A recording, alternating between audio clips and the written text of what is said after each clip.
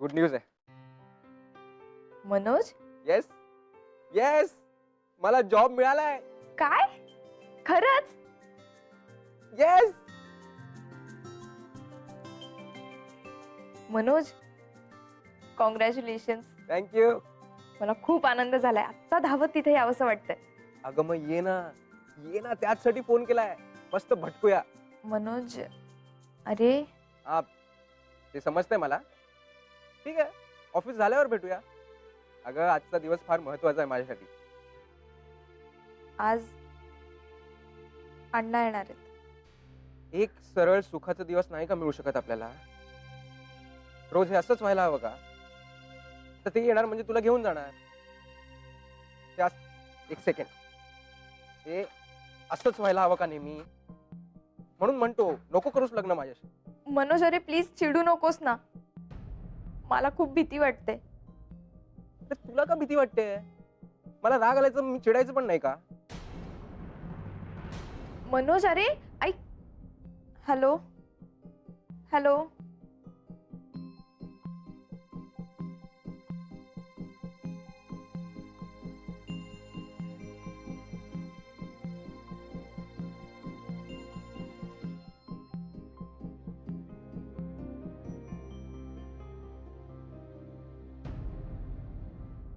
इथपर्यंत ठीक होतं नाना, की त्याने आपल्या भावाला सांगितलं की आपल्या दुकानातून प्लॅस्टिकच्या पिशव्या द्यायच्या नाहीत. बर मग हो मग काय, भाव म्हणाला की आपण प्लॅस्टिकच्या पिशव्या देणं बंद केलं तर लोकांना पटणार नाही, गिरायकं तुटतील. तर हा म्हणाला की आपण प्लॅस्टिकच्या पिशव्या जर बंद केलं तर लोक आपल्याकडल्या कापडी पिशव्या आणतील, आणि समजा त्यांनी नाहीच आणल्या तर आपण आपल्याकडल्या कागदी पिशव्या देऊ. झाला भावाबरोबर वाद याचा सुरू. नाही, तसं युक्तिवाद चुकीचा नाही आहे हा. हो नानासाहेब, मी सुद्धा समाजासाठी काम करणारा माणूस आहे. असे चुटकीसरशी आणि जबरदस्तीने माणसांमध्ये बदल घडून येत नाही. त्यांना समजून सांगावं लागतं, त्यांच्या कलानं घ्यावं लागतं, कधी कधी त्यांच्या शिव्या ऐकाव्या लागतात, नको ती बोलणी ऐकावी लागतात. तेव्हा कुठे जाऊन नाना कणभर बदल घडतो. नाही, अगदी बरोबर आहे. अनुभवाचे बोल बोलताय तुम्ही. पण नाना, आमच्या ह्या मनोज महाशयांना धीर नाही ना. त्यांचा लगेच रुद्रावतार जागृत झाला. भावाने दुकानासाठी आणलेल्या प्लॅस्टिकच्या पिशव्या या महाशयाने पेटवून दिल्या. काय? बाप रे. मग काय, अहो आग भडकली. त्याची झळ शेजारच्या दुकानाला सुद्धा पोचली. पेटलेल्या पिशव्या उडायला लागल्या. तेव्हा हे महाशय रागाच्या भरात गेले आग विझवायला आणि स्वतःचा हात भाजून घेऊन आले. असा हा आतताई मुलगा. नाही, मनानं चांगला आहे, पण त्याचा स्वभाव असा विचित्र. राग, अहंकार, लहरीपणा ठासून भरलाय त्याच्या अंगात. तुम्हाला सांगतो नानासाहेब, याच्या भावाने सांगितलं नोकरी मिळत नाही तोपर्यंत दुकानात बस. तर ह्याचा अहंकार जागृत झाला. म्हणे मी एवढा शिकलो सवरलो, तो काय कागदाच्या पुड्या बांधायला? खाईन तर तुपाशी, नाहीतर राहीन उपाशी, असा हा. हो, एकदा कुठे नोकरीला लागला. म्हणे बॉस बिंडोक आहे, त्याच्या हाताखाली काम करणं कठीण. नाही, हे मात्र होतं. तरुणपणी वाटतंच, म्हणजे तडजोडीची तयारीच नसते. नाना, आता मला सांगा, हे काय कारण झालं काय? हो, जगात मठ्ठ लोकांच्या आरत्या वाळत काम करावं लागतं. हो, अडून बसून चालत नाही. पण हा ऐकायलाच तयार नाही. तर नानासाहेब मला सांगा, माझ्या चित्राला हे झेपणार आहे का? हो, प्रेमाचा बहर असेपर्यंत हे सगळं आकर्षक वाटतं, माथे फिरूपणा आवडायला लागतो. पण हे संसारात चालत नाही, तिथे ह्या गोष्टी परवडणारच नाहीत. तुम्हाला सांगतो, कुणाचा आवाज जरी चढला ना तर माझी चित्रा थरथर कापते. हो, साधी आहे होती. नाना नाही, तिला हा माणूस झेपणार नाही. आता तो मुलगा हुशार आहे, मान्य आहे, पण चित्रा तेवढी मॅच्युअर नाही. तुम्हाला सांगतो नाना, या दोघांचं अजिबात पटणार नाही. नाही, अगदी बरोबर आहे तुमचं. पण मी असं पाहिलंय की प्रेम पक्क असलं ना तर माणसामध्ये बदल होऊ शकतो. म्हणजे आपल्या माणसासाठी आपण बदलायला तयार होतो. नाही नाना, तुम्हाला सांगतो, हा मुलगा बदलणार नाही. अहो, खूप हट्टी आहे.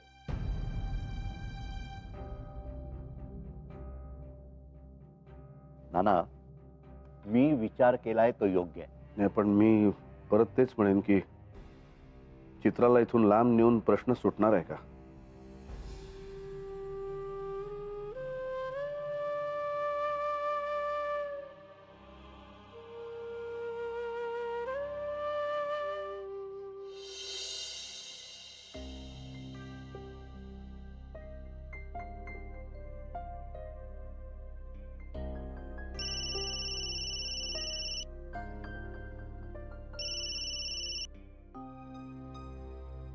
बोल मेघना. हा आदित्य, अण्णा आलेत. येणारच होते ना ते. काय म्हणतायत? चित्राला घेऊन जातो म्हणतात. अरे, असे कसे घेऊन जातील? अरे आदित्य, चित्रा मुलगी आहे त्यांची. तिच्या बऱ्या वाईटाचा काहीतरी विचार असेलच ना त्यांच्या मनात. अर्थातच असेल, पण मनोज आणि चित्राचं प्रेम दिसत नाहीये का त्यांना? त्याखेरीज इतरही अनेक गोष्टी दिसतात त्यांना, आणि त्यानुसार ते निर्णय घेत असतील तर आपण काय जाऊन भांडायचे का त्यांच्याशी? अरे, भांडण्याचं काहीतरी बोललो का पण मी? पण चित्रा मनोज शिवाय आणखी कोणाही बरोबर लग्न करू शकणार नाही, ही गोष्ट स्पष्ट आहे मेघना. पण मनोजचं वागणं बघतोस ना तू. बघतोय, आणि त्याबद्दल बोलणारही मी त्याच्याशी. पण त्याचा अर्थ असा नाही होत की त्याचं प्रेमच नाहीये तिच्यावर. रादर चित्रापेक्षा कणभर जास्तच असेल. प्रेम निभावणं ही खूप वेगळी गोष्ट आहे आदित्य. तिथेच परीक्षा होते माणसाची. म्हणजे मनोज त्याचं प्रेम निभावत नाही असं म्हणणं आहे का तुझं? मी तिच्यासाठी बदलेन असं म्हणण्याऐवजी मी तिला सुखी ठेवू शकणार नाही असं म्हणणं म्हणजे प्रेम निभावणं आहे का आदित्य? माणूस फ्रस्ट्रेशन मध्ये बोलतोय असं, आणि असं बोलण्यामागे चित्राला सुखी पाण्याची तळमळच दिसते असं नाही वाटत आहे तुला? तुझं आणि माझं या विषयावर एकमत झालंय का आदित्य कधी?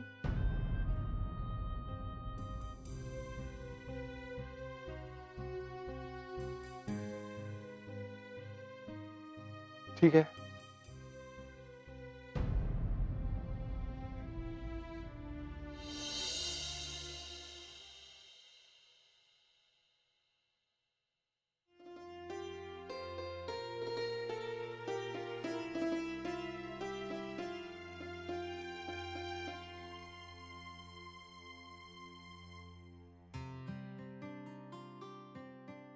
अण्णा, तुम्ही लवकर जेवणार असाल तर भात टाकू का?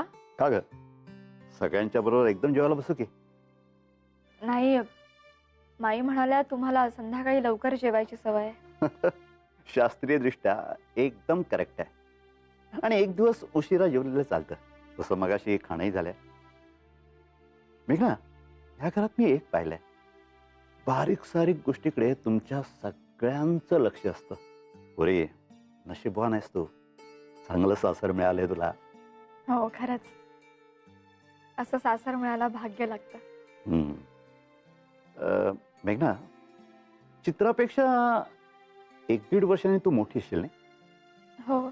एक प्रश्न विचारू, उत्तर देशील? कोणत्या? चित्राच्या जागी तू असतीस तर काय केलं असतंस? असं कसं सांगणार अण्णा? प्रत्येकाची सिच्युएशन वेगळीच असते. मी माझ्या आयुष्यात जे काही केलं असेल ते सगळ्यांनाच कसं लागू होईल? हे बघ मेघना, आपली मतं मुलांवर लादणाऱ्या बापांपैकी मी नाहीये. माझी मुलगी जर चुकत असेल तर तू चुकते असे सांगणं माझं कर्तव्य आहे, आणि ती चूक होऊ नये म्हणून रोखणं सुद्धा माझं कर्तव्य आहे. अगं, सामाजिक चळवळीत काम करणारा मी माणूस आहे. सतत तरुण मुलांबरोबर माझा संबंध येतो. हे असे वेडे विवाह फसलेले खूप जवळून मी पाहिलेत ग. बघ, माझ्या मुलीचं तसं होऊ नये असं मला वाटतं. यात माझं काय चुकलं सांग ना? पुन्हा एकदा नीट विचारपूर्वक सांग की माझ्या चित्राच्या जागी तू असतेस तर काय केलं असतंस? मी वडिलांच्या मर्जीनेच लग्न केलं अण्णा, आणि मला अजिबात पश्चाताप होत नाहीये. पोरी, अगं तू सुखात आहेस हे तुझ्या चेहऱ्यावरूनच दिसतंय. अगं, आई बाबांना दुसरं काय हवं असतं? माझी मुलगी सुद्धा सुखात असावी असं मला वाटतं. दुसरं काही नको आहे. आदित्य आला बहुतेक ऑफिसमधून. आले.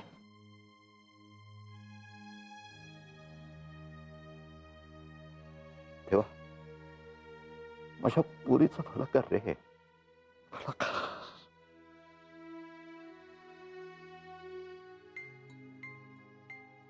मेघना, अण्णा आलेत का ग?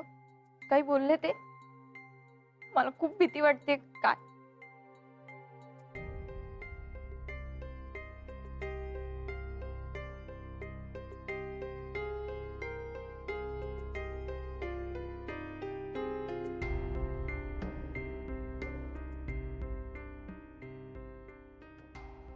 चित्रा, तुझी बॅग भरून ठेव. आपण गावी जातोय.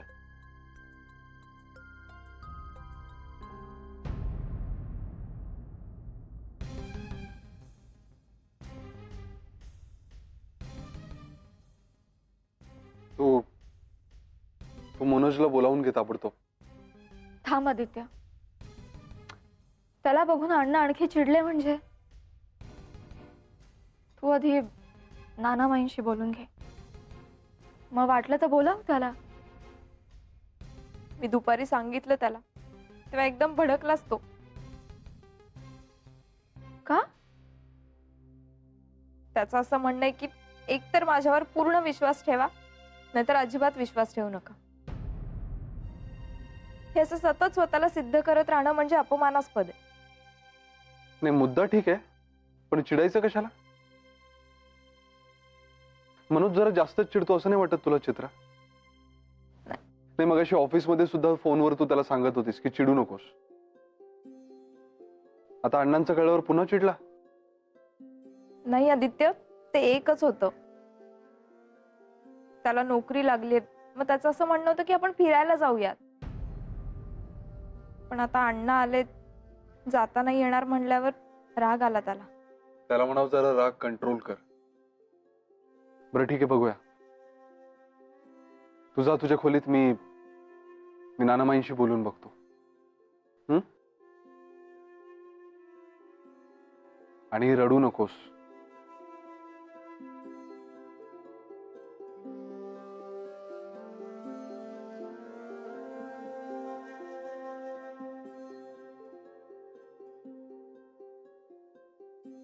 इधर मी आलोच.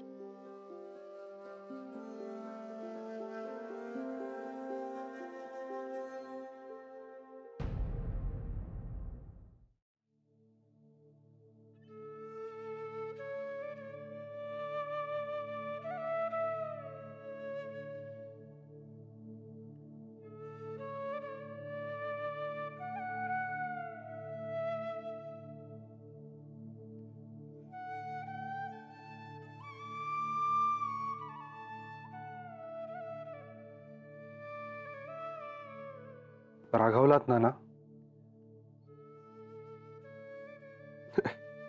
राग नाही रे, पण मला नाही आवडलं. तुझ्याकडनं ही अपेक्षा नव्हती मला.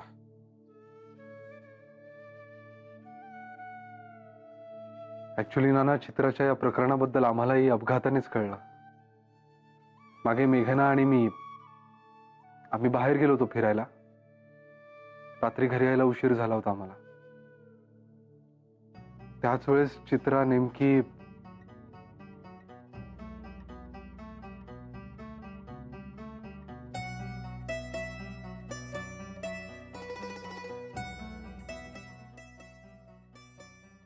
ती पळून जात होती. तरी तू सांगितलं असतंस ना, तर ते अण्णा असे दत्त म्हणून हजर झाले, सिच्युएशन एवढी गुंतागुंतीची झाली नसती रे. नाना, चित्राने प्रॉमिस घेतलं होतं माझ्याकडून की तू प्लीज कोणालाही सांगू नकोस. मग कसं सांगणार मी? नाही, मला नाही पटत आहे. नाही, अशा अवस्थेत तिला एक जबाबदारीची जाणीव नाही राहिली, पण तुला तर होती ना. तू सांगायला हवं होतंस. असं जे झालं ते झालं, ते आता महत्वाचं नाहीये. आहे ही सिच्युएशन कशी हँडल करायची त्याचा विचार करतोय मी आता. नाना, अण्णांशी काही बोलणं झालं का तुमचं? हो. काय ठरलं मग? काय मनोजच्या बाबतीत ते त्यांच्या मतावर एकदम असे ठाम आहेत. आणि त्याहीपेक्षा वाईट म्हणजे सध्या ते काहीही ऐकण्याच्या मनस्थितीत नाही. त्यात तो मुलगाही हट्टी आहे. अहो, पण स्टेबिलिटी आली की बदलेल तो. आणि मुख्य म्हणजे चित्रावर खूप प्रेम आहे त्याचं, त्यामुळे तर नक्कीच बदलेल. सगळं खरं आहे रे, पण आपण त्यांना फोर्स तर नाही करू शकत ना. हे बघ आदित्य, हा पूर्णपणे चित्राचा, अण्णांचा आणि त्या कोण मनोज त्याचा डिसिजन आहे. एका मर्यादे पलीकडे आपण नाही त्यात पडू शकत. ते म्हणतात की मी इथून चित्राला घेऊन जाणार, ठरवूनच आलेत ते. तर आपण त्यांचा हात धरून त्यांना थांबवू शकत नाही ना. बरं, त्यांचे मनोजच्या बाबतीत जे मुद्दे आहेत ते त्यांच्या दृष्टीने चुकीचे नाही आहेत. आजच नवीन नोकरी मिळाली हो त्याला. काय सांगतोस? हो. अरे वा, एक चांगली बातमी आहे ही. नाही, पण मला वाटत नाही या बातमीमुळे त्यांच्या निर्णयात फारसा काही फरक पडेल. पण मग चित्राच्या भावनेला काही महत्व आहे की नाही? लग्न तिला करायचंय ना नाना. फार डेलिकेट असतं रे बाबा आदित्य. तू असे ठोकळेबाज प्रश्न विचारू नकोस. तू बाप होशील ना तेव्हा तुला कळेल मुलासाठी बापाचं काळीज कसं तुटतं ते. ते दोन्ही बाजूनी भावना अशा एकदम तीव्र झालेल्या आहेत ना, एका बाजूनी बापाच्या आणि एका बाजूनी प्रेयसीच्या. मग हे बघ आदित्य, या अशा केसेसमध्ये निर्णय हा फक्त आणि फक्त त्या सिच्युएशन मध्ये असणाऱ्या माणसांनी घ्यायचा असतो. आपण जवळच्या असलो तरी तसे बाहेरच्याच वर्तुळातले. तेव्हा आपण किती हस्तक्षेप करायचा यालाही काही मर्यादा आहेत. कळतंय का तुला?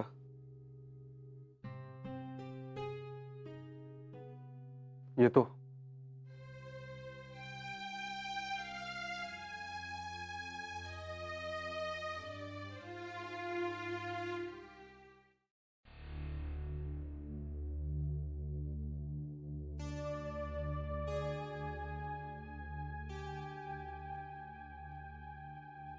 सतीश दादा, बस बस बस बस, मी काही ओरडायला नाही आलोय. बस.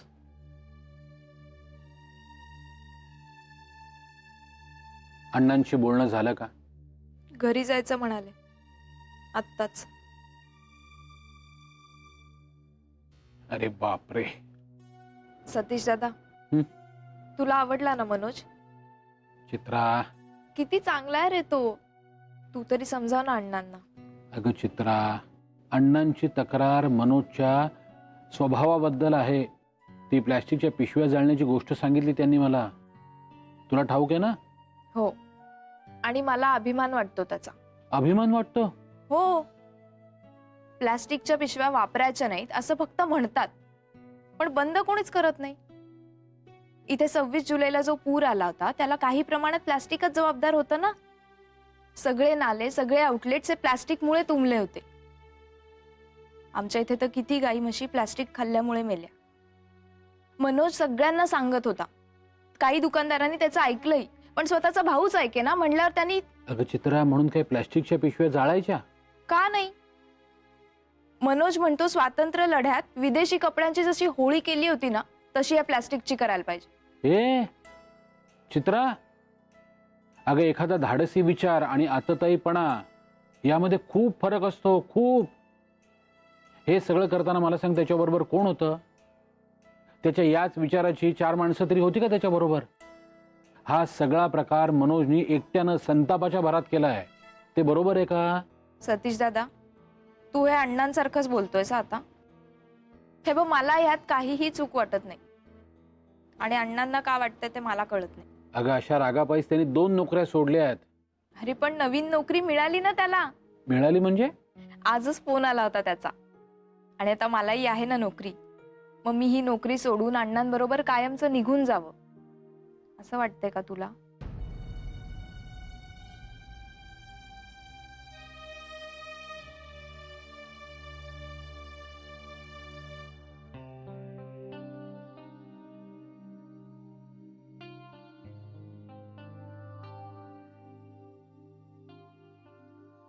काय म्हणाले नाना? काय नाही, ते जरा नाराज झाले होते आपण न सांगितल्यामुळे. हे पण बरंच झालं आपण त्यांना काही सांगितलं नाही, कारण तेव्हा मनोज नॉट रिचेबल होता. बिचारी चित्रा तोंड कशी पडली असते. आता कसं मनोज सरळ इथे झाला, लपवाछपी न करता उजळ माथ्याने, आणि त्याने सगळ्यांसमोर येऊन स्वतःच सगळं सांगितलं. ते बरं झालं. तसे आपण सगळेच पूर्णपणे अनोळखी त्याला, पण तरी बेधडक आला ना तो. हे सांगायला की चित्रा, तू तुझ्या वडिलांनी ठरवलेल्या मुलाशी लग्न कर. तू तिरकस का बोलतेस आता? तिरकस नाही बोलत आहे मी आदित्य, फॅक्ट सांगतेय.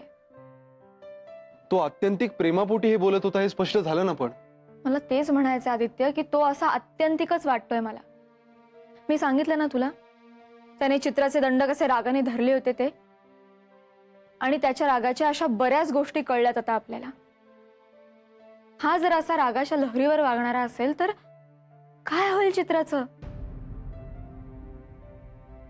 हे बघ मेघना, परिस्थिती त्याला असं वागायला भाग पाडत असेल, पण आता मिळाली ना त्याला नोकरी.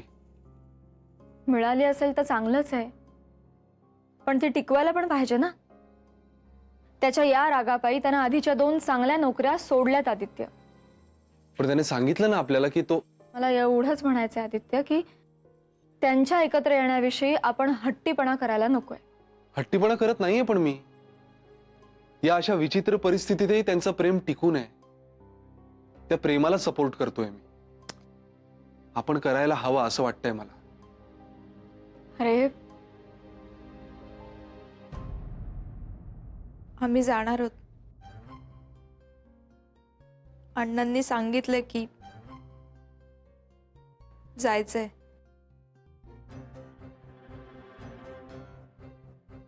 तू थांब जरा, मी बोलतो अण्णांशी.